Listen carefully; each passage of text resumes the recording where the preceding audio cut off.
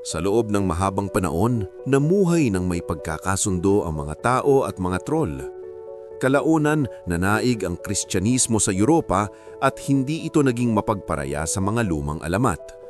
Ipinadala ni Haring Olaf ng Norway ang kanyang mga sundalo upang hilahin palabas ang mga troll mula sa kanilang mga kuweba papunta sa sikat ng araw na siyang nagpabato sa kanilang lahat. Nilibot ng mga sundalo ang buong bansa upang patayin ang bawat troll na kanilang makita. Hindi naglaon, natakot ang mga troll sa mga simbolo ng Kristyanismo tulad ng mga kampana ng simbahan.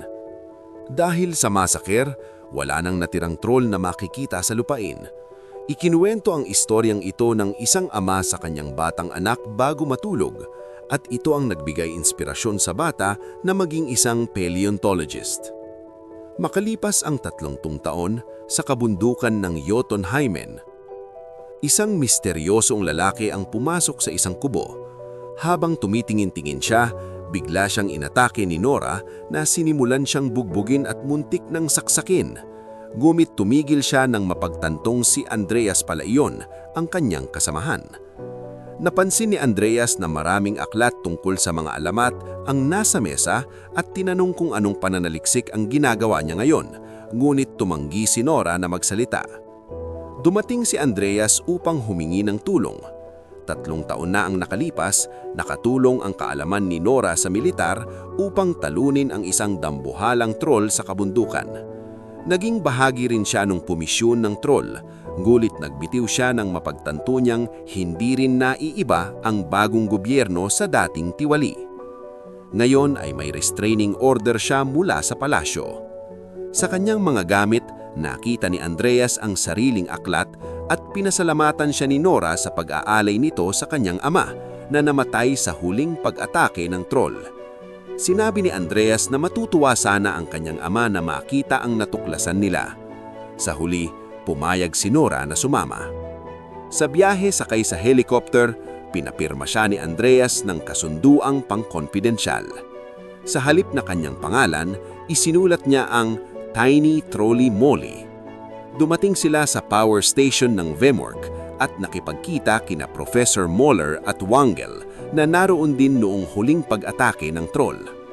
Dinala ng mga propesor si Nora sa isang lagusan habang ikinukwento ang mga sabotahe ng mga alyado noong ikalawang digmaang pandaigdig. Ayon sa opisyal na kwento, ito raw ay karera sa pagbuo ng unang bombang atomika, ngulit takip lamang iyon para sa paghahanap kay Yutun, isang napakalaking troll na ngayon ay nasa harap na ni Nora. Maraming siyentipiko ang nagsasagawa ng pananaliksik sa troll at may mga UV light na nakapaligid para sa kaligtasan. Ipinakilala ng project leader at evolutionary biologist na si Marion ang sarili at inamin na hindi niya ayaw na madamay si Nora. Ipinaliwanag ni Andreas na walang umuusad sa proyekto at isasara na ito kaya napilitan siyang kumilos. Ipinaliwanag ni Marion na ang troll ay nasa hibernation at ang tanging palatandaan ng buhay ay tibok ng pulso. Nguit ang DNA nito ay mas kahawig ng halaman kaysa tao. Dinala ni Andreas si Nora sa isang opisina kung saan nakilala nila si Sigrid na kasama rin nila noon. Magkasintahan na ngayon sina Andreas at Sigrid at buntis si Sigrid. Sa silid na iyon ay libu-libong sinaunang teksto tungkol sa mga troll, kabilang ang orihinal na batas ni Olaf sa mga troll mula taong 1030. May nawawalang bahagi, ngunit malinaw na layunin nitong palayasin ang mga troll sa kanyang lupain. Natatakot ang grupo na baka may iba pang troll na nagtatago sa bansa, kaya kailangan nila ang tulong ni Nora. Hindi sigurado sa gagawin, sinabi niyang magbabanyo siya at umalis, ngunit bumalik pala siya sa silid ni Yutun. Sumakay siya ng elevator hanggang sa pinakamataas na platforma at hinawakan ang ilong ng troll habang humuhuni. Nadismaya siya nang walang mangyari, ngunit may nadetect na pagbabago ang pangunahing computer. Habang paalis na siya, nagising si Yutun at tinignan siya. Nagmadaling pumasok ang grupo habang sinisimulang gumalaw ang troll at napagtanto nilang nakagapos pala iyon.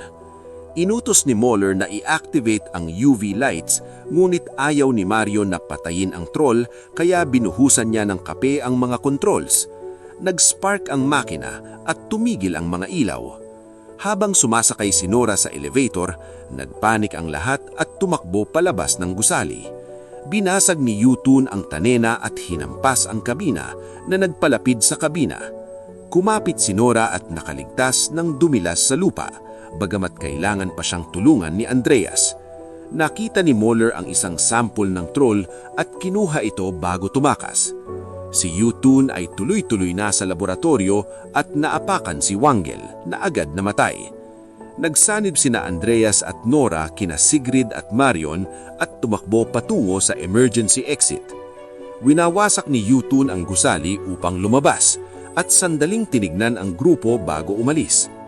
Makalipas ang ilang sandali, dinala sila ng helicopter sa Air Force Base sa Rige, kung saan nakilala nila si Chris na kaibigan nila noon na napromote sa Major.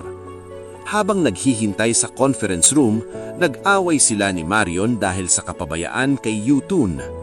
Dumating ang punong ministro na si Brinchman at sinabing matagal na niyang inaakalang masyadong mapanganib ang proyekto. Gusto pa rin ni Marion na hulihin ang troll para sa pananaliksik, ngunit sinabi ni Nora na hindi kayang kontrolin ang puwersa ng kalikasan. Gusto sana ni Brinchman na ipagpatuloy ang pananaliksik, ngunit prioridad niya ang iligtas ang mamamayan, kaya inutusan niya ang militar na patayin si Yutun. Nagalit si Nora dahil noong nakaraan ay pinatay nila ang isang inosenteng troll. Inamin ni Brinchman na namatay ang kanyang kapatid sa pag-ataking iyon at ayaw na niyang maulit ang parehong kamalian. Pagkatapos ng pulong, nakita ni Andreas si Nora na may hawak na piraso ng bato. Ito pala ay parte ng huling troll na napatay at dala niyang paalaala ng kanyang kamalian. Sinabi ni Andreas na ganoon din ang ginagawa niya at na natututo ang mga tao sa mga kamalian upang ipagpatuloy ang laban. Dahil dito, hinila ni Nora si Andreas upang sumama sa pulong ni Chris at ng kanyang kupunan. Nagbigay ng tagabilin si Chris sa pag-atake sa troll at ipinaghanda ang lahat. Sunubukan ni Nora na sumama, ngulit tumanggi si Chris. Binago niya ang isipan nito sa pagsasabing may utang ito sa ama niya na napatay ng huling troll. Sumama rin si Marion. Ipinakita ni Chris na nilagyan ng UV lights ang mga helicopter para sa panghuhuli sa troll. Samantala, sa isang ski resort sa Buskerud, nagsasaya ang mga tao. Biglang yumanig ang gusali at bumagsak ang disco ball. Narinig nila ang unggal bago punitin ni Yutun ang bubong at sumilip sa loob. Nagkuha muna ng litrato ang mga tao hanggang sa umunggal si Yutun at inabot sa loob, dahilan kung bakit magkakapanikan at maraming nasaktan habang nagtutulaan at gumuha ang ilang bahagi ng gusali. Kinukuha ni Yutun ang mga tao at kinakain sila nang hindi man lang ngumunguya. Dumating ang mga helicopter at binuksan ang UV lights na nagsunog ng ilang bahagi ng katawan ng troll. 2 beses nilang nagawa ito bago hinagis ni Yutun isang poste ng kuryente na sumira sa isang helicopter. Kinamusta ni Chris ang kanyang kapwa-piloto na sinabing karangalan daw lumaban kasama siya. Bumagsak ang helicopter at sumabog, ikinamatay ng lahat na nakasakay. Galit na galit si Chris at uhaw sa paghihigante, ngunit nasira rin ang kanyang sasakyang sa panghimpapawid kaya pinigilan siya ni Nora. Sa huli, umalis si Yutun. Lumapit si Chris sa crash site para magbigay galang. Hindi makapaniwala ni Marion ang kalupitan ng mga troll, ngunit ipinaliwanag ni Nora na hindi ganoon ang huling troll. Gusto lamang nitong umuwi. Sa tingin niya, naging maruhal sila dahil sa matagal na pananamaltrato ng mga tao. Naisip ni Andreas kung kaya ba nilang kausapin si Yutun at sinabi ni Nora na may kilala siyang makakatulong. Sa Lesya, isang lalaking nawalan ng bahay sa huling pag-atake ay katatapos lamang mag-ayos nito nang biglang yumanig ang mesa at tumahol ang aso. Dumating si Yutun at muling winasak ang bahay. Sa kabundukan ng Dover, pumasok ang grupo sa isang restricted military area at isang lumang kuweba. May malagkit na substansya sa pader na ipinaliwanag ni Nora na bitak ginamit upang patayin ang hari ng mga troll. Dinukot nila ang anak ng hari at itinago roon para main sila. May mga simbolong Kristiyano sa bato upang magdulot ng malalang pinsala. Nakaligtas ang hari, siya ang troll na hinarap nila 3 taong nakaraan, ngunit hindi natagpuan ang labi ng anak. Sa isang hukay, tinapak ni Nora ang batong troll at hiniling na hiwag magpanik ang iba. Biglang lumitaw ang isang troll, ang bata sa kwento. Madalas pumunta si Nora roon para masanay ito sa kanya. Ipinakita niya ang bato ng ama nito at pagkatapos nitong amuhin, hinaplas niya ang ilong. Nang humuni siya, masayang umunggal ang troll. Namangha si Andreas at tinuruan siya ni Nora. Dahil walang pangalan, tinawag niya itong Beautiful. Hiniling niya ang tulong nito. Sa Boedal, sinalubong nila si Yutun at pinaputok ni Nora ang flare. Umangat si Beautiful mula sa nieve at nagharapan ang 2 troll. Gusto nang bumaril ni Andreas, ngunit pinigilan siya ni Marion. Inuga ni Yutun ang lupa at nabasag ang yelo. Tumakbo si Nora ngunit nadapa at pinulungan ni Chris. Kasama ang palad, nahulog si Beautiful sa nagyeyelong tubig at lumubog. Hinabol ni Yutun ang grupo hanggang helicopter, ngunit nakatakas sila. Bumagsak ang loob ni Nora habang nakatingin sa butas ng yelo.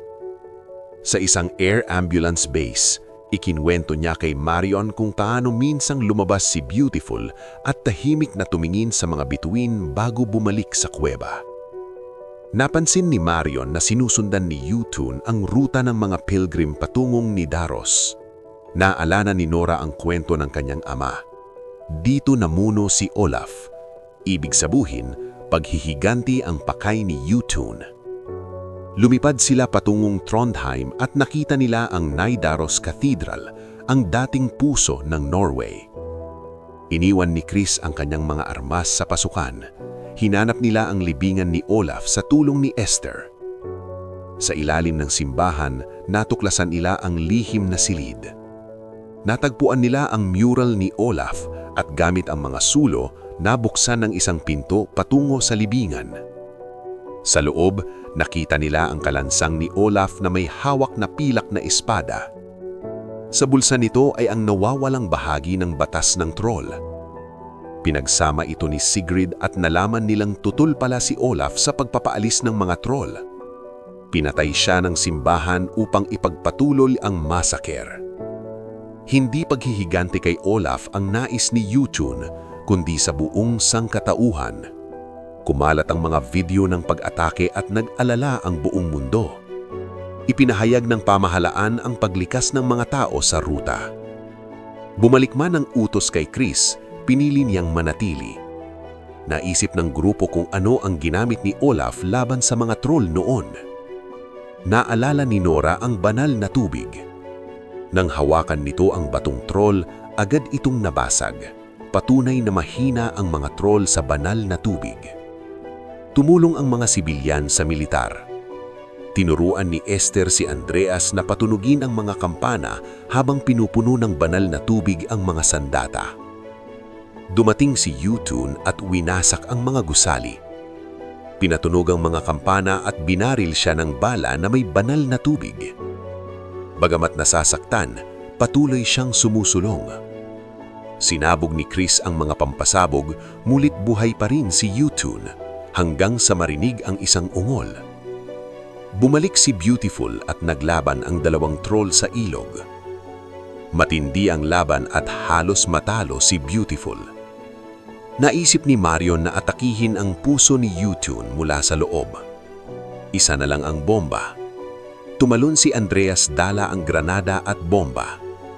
Nilunok ito ni Yutun at sumabog ang granada, pinagalatan ng banal na tubig sa buong katawan nito. Nasunog ang balat ni Yutun at hinugot ni Beautiful ang puso nito. Naglaho ang katawan sa ilog.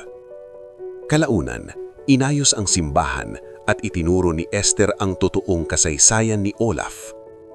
Nanganak si Sigrid, Naging masayang tito si Chris at malayang gumagala si Beautiful sa kabundukan, madalas bumisita kay Nora. Samantala, pinalaki ni Mueller ang sample na ninakaw. Isa na itong maliit na troll. Maraming salamat sa inyong panonood. Kung nagustuhan nyo ang movie recaps for today, huwag kalimutang mag-subscribe at i-on ang notification bell.